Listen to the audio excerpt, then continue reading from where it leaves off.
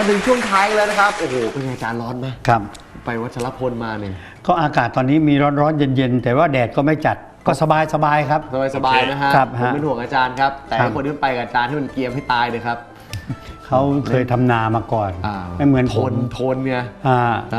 ผมไม่เป็นคนกรุงคนกรุงเทพคนกรุงเทพเดี๋ยวออกลูกช่องเองน่าดูเลย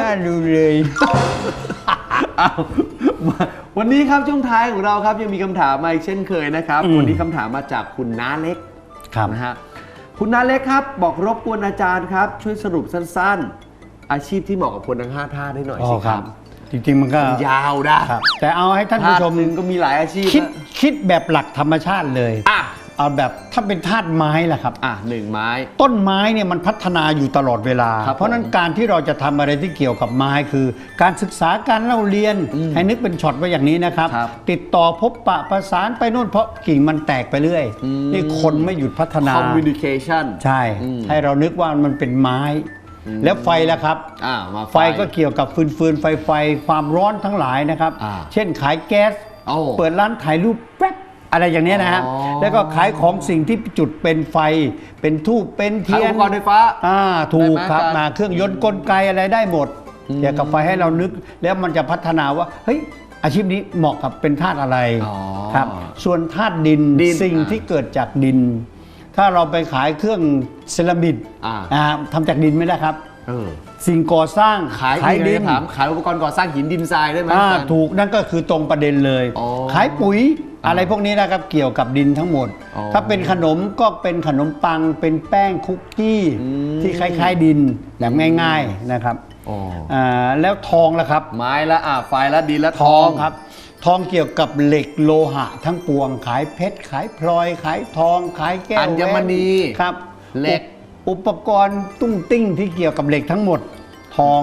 หรือการเงินการธนาคารเราถือว่าเป็นธาตุทองครับสุดท้ายน้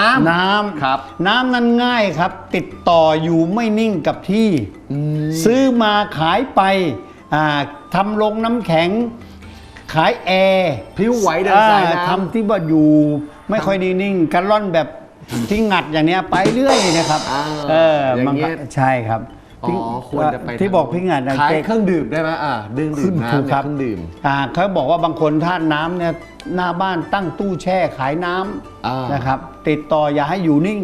ถือว่าโอเคครับครับผมและนี่ก็คือทั้ง5ธาตุนะครับสรุปแบบสั้นๆจริงๆโอ้โหลึกรายละเอียดเลยอาจารย์นี่สามารถสรุปได้ทันด้วยนะฮะสุดยอดจริงๆนะครับขอบคุณอาจารย์นะครับแล้วขอบคุณคุณน้าเล็กด้วยนะครับสำหรับคำถามที่ส่งกันมานะครับใครที่มีคำถามแบบนี้ครับส่งกันมาได้ครับตามที่อยู่ของเราครับนี่ครับนะกับที่มงคลชาแนลและก็ที่รายการซุปตามหาเฮงแห่งนี้นี่แหละครับหรือจะเข้าที่ Facebook ของเราก็ได้นะครับนะแล้วก็พิมพ์ข้อความและคำถามคุณฝากเอาไว้ก็ได้เช่นกันที่สำคัญนะครับนั่นคือถนนชีวิตของคุณครับนะเห็นรายการซุปตามหาเฮงดูถนนชีวิตของซุปตาของดาราหลายท่านแล้วชีวิตของคุณเองล่ะครับคุณอยากจะรู้แบบนี้หรือเปล่านะฮะถ้าคุณอยากจะรู้โทรเลยครับ02ครับ365 9897นะครับย้ำอีกครั้งครับ02ครับ365 9897ครับคนนี้นี่แหละครับจะกลายเป็นที่ปรึกษาของคุณทันที ส่งไปบอกคุณทุกวันนะฮะในถนนของชีวิตของคุณนะฮะโอ้โหอะไรจะคุ้มขนาดนี้เนี่ยโทรวันนี้ลุ้นทองคำมูลค่า 20,000 บาทอีกด้วยนะฮะตั้งใจทำนะครับถึงเงินไม่ได้ก็ไม่เป็นไรแต่อยากให้ฝากไว้ว่า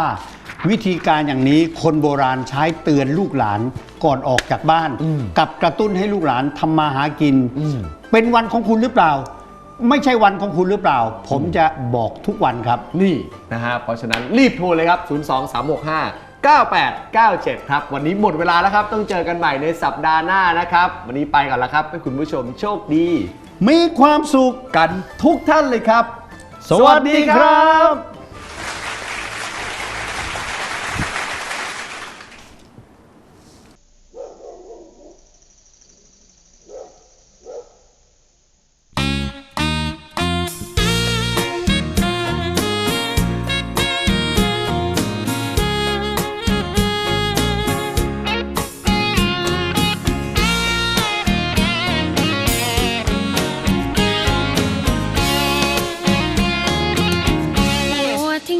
หนูโดนผัวทิ้งเขามีผู้หญิงคนอื่นแทนหนูชีวิตต่อ ดแรงจะสู้ไม่รู้จะอยู่ต่อไปยังไง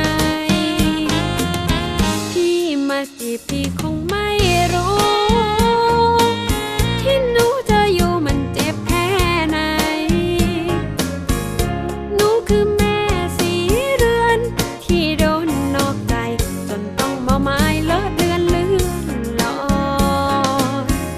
หนูโดนผัวทิ้งเขาไม่เอาหนูน้ำพริกปลาทูของหนูมันกร่อยหนูร้องไห้ออกมาใช่ว่าซ้ำอ้อยเข้าใจหนูหน่อยหนูโดนผัวทิ้ง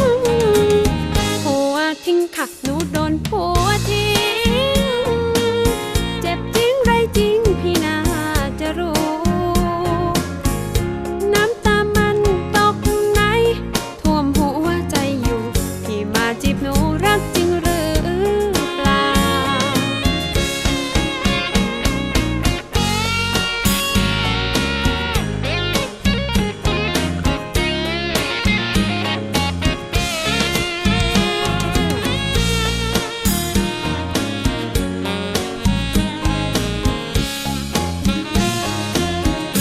หนูโดนผัวทิ้งเขาไม่เอาหนูน้ำพริกปลาทูของหนูมันกร่อยหนูร้องไห้ออกมาใช่ว่าซ้ำอ้อยเข้าใจหนูหน่อยหนูโดนผัวทิ้งผัวทิ้งค่ะหนูโดนผัวทิ้งเจ็บจริงไรจริงพี่น่าจะรู้น้ำตามันตกไหนท่วมหัวใจอยู่พี่มาจีบหนูรักจริงหรือเปล่าน้ำตามันตกไหน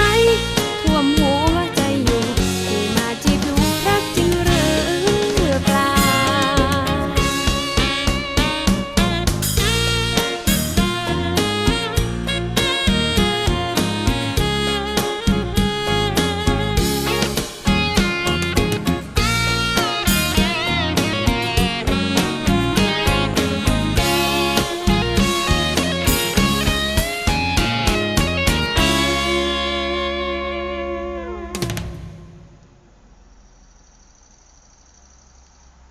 ผัวทิ้งค่ะหนูโดนผัวทิ้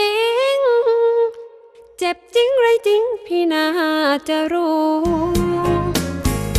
น้ำตามันตกไหนท่วมหัวใจอยู่พี่มาจีบหนูรักจริงหรือเปล่าน้ำตามันตกไหนท่วมหัวใจอยู่พี่มาจีบหนูรักจริงหรือเปล่า